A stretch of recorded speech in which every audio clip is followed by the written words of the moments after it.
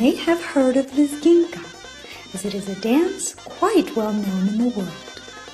There are at least 100 variations of this dance among the people in the Caucasus. But this is the original way Lezghins perform their ancient dance. This is a ritual dance imitating a hunt. The man represents an eagle and the woman represents a wildfowl. Initially, the eagle stalks his prey, then he chases her, and finally, the dance imitates a struggle. Until recently, there were still some very old people in the villages who could dance the original Lezghikul or Lezghin dance.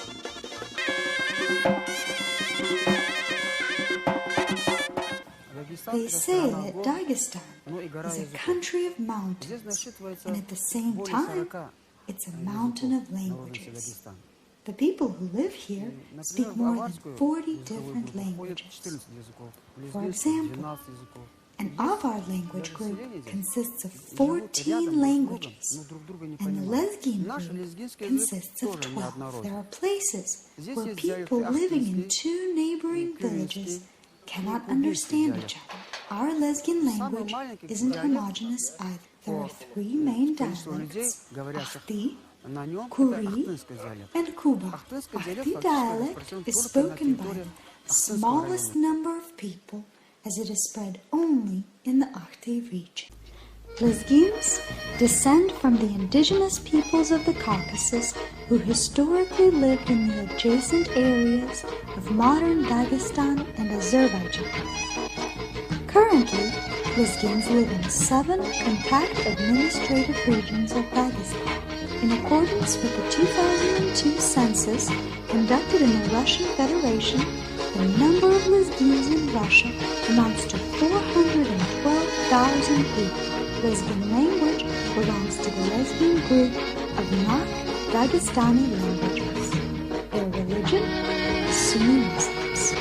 This is a stand for big flower pots, and this one a ring for small flower pots. This is a pattern that is usually used for metal railings and fences.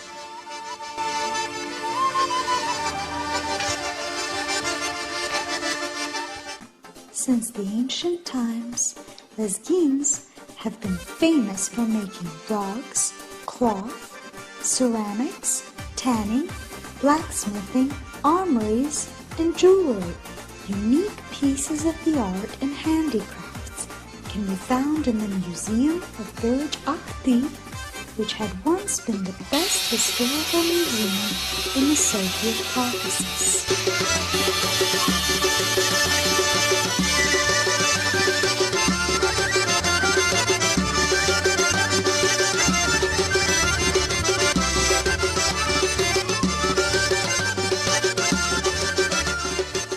The village of Ispik has been famous for its ceramics for centuries. The items they produced were of a very high artistic value. To make the pottery, they used lead glaze, adding copper, manganese, iron, and chrome oxides. The pottery underwent a special firing in a special clay oven. Nowadays, pieces of Ispik ceramics can only be seen in the museums of Makhachkala, St. Petersburg, the Hermitage, Moscow, the Museum of Oriental Arts, and in several museums abroad. What we see here on the table are pieces of ceramics made in the village of Ispik. They're about 400 to 500 years old. The patterns are very interesting, and you can see the drawing made by the steady hand of an ancient artist. My most precious finding is this tripod stand, which was placed under a freshly glazed ceramic bowl. Before it was to be put inside the oven for firing. During the firing process, the glaze drained from the edges of the bowl without making it stick to the oven shelf, thus leaving the piece undamaged.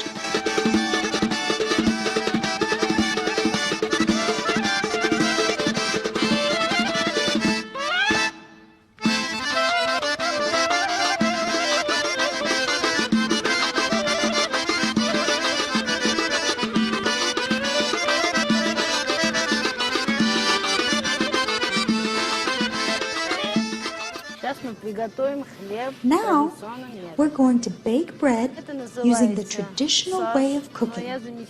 We call it sage. I have kneaded the fresh dough, and now I will spread it very thinly. This bread is tastier than the one we usually bake in an oven. Of course, it's different from the one made of yeast dough. И отличается, конечно, от этого дрожжевого теста.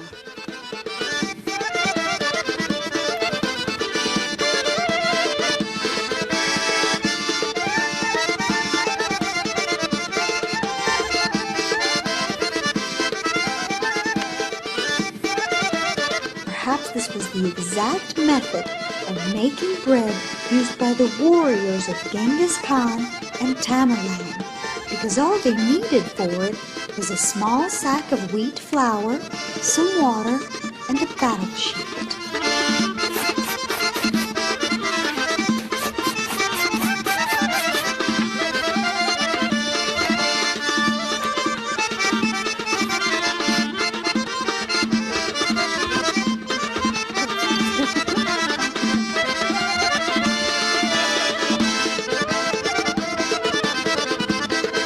Is it tasty? Yes, it is.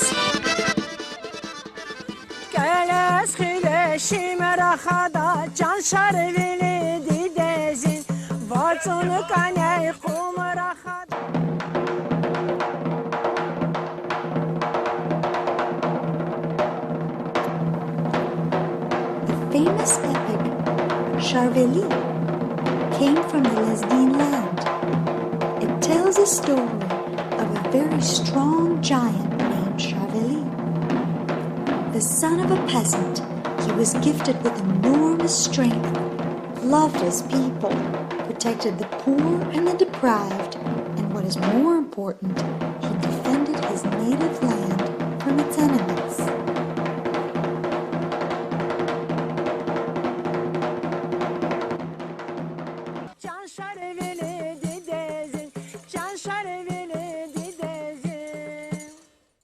Сейчас мы будем вскрывать первую печку, где мы произвели экспериментальный. Now we're going to open the oven where we made our first experimental firing of Ispik ceramics. We aim at the revival of an old method used for making Ispik pottery. This is a wood-burning oven made out of bricks and clay in accordance with the remnants of the traditional Ispik ovens. We'll see the result, and then we'll think of possible changes to the construction.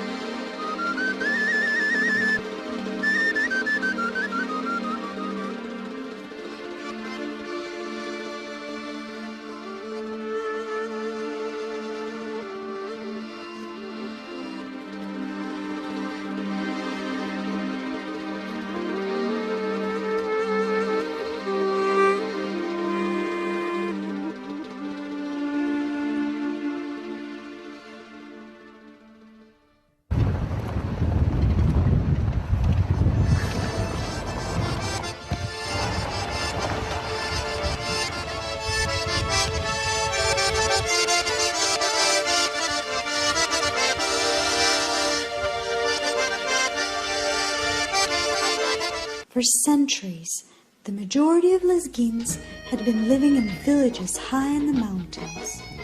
But over time, for several reasons, including the destructive earthquakes of the 60s and 70s, the people were forced to abandon the mountains where their ancestors lived and resettle to the plains. Ну вот мы и пришли, да? Да. Пришли домой. Это ваш дом, да? En had je domme uit. Zacht met, The main reason why the people left this place was the earthquake of 1969. After the earthquake, a state program of resettlement from the mountainous regions was launched in Dagestan.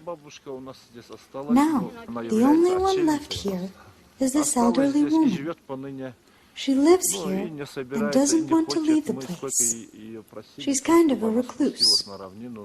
40 times we've pleaded her to come down to the plains, to civilization. But she refuses, and she lives here all year long. Her parents, relatives, and all her ancestors are buried here. And she's a sort of guardian of their souls. I cannot leave the ancient graves, where the spirit of my ancestors hovers. My heart is bleeding when I see all these, she says. She has a daughter, a family. They invite her to come and stay with them. She's in contact with them and on friendly terms. But still, she cannot leave the mountains and the ancient graveyard. Моих предков. Вот мне говорит, сердце плачет, видя все это. Я буду хранить. Она как бы является хранительницей очага. She's a keeper of the hearth. Вы посмотрели, везде руины, да? You see the ruins? The entire village is in ruins, and only her roof remains here. Look, there's smoke coming out of her chimney.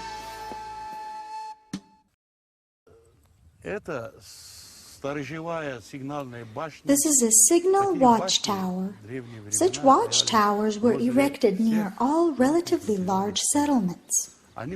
They were all interconnected. It was a kind of defense chain. It started at the Derbent fortress, and when an enemy attacked, fires were put on tops of the watchtowers, warning of approaching enemies. The settlements located near the towers were considered defensive settlements. There were many watchtowers in the region, but not many of them have been preserved.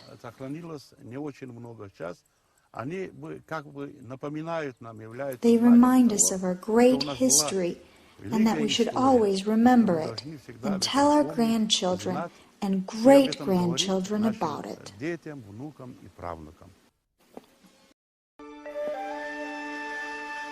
Sharvali will never die. He will always stay alive. Be united, live in peace, and he'll join you if he sees all the righteous deeds you do.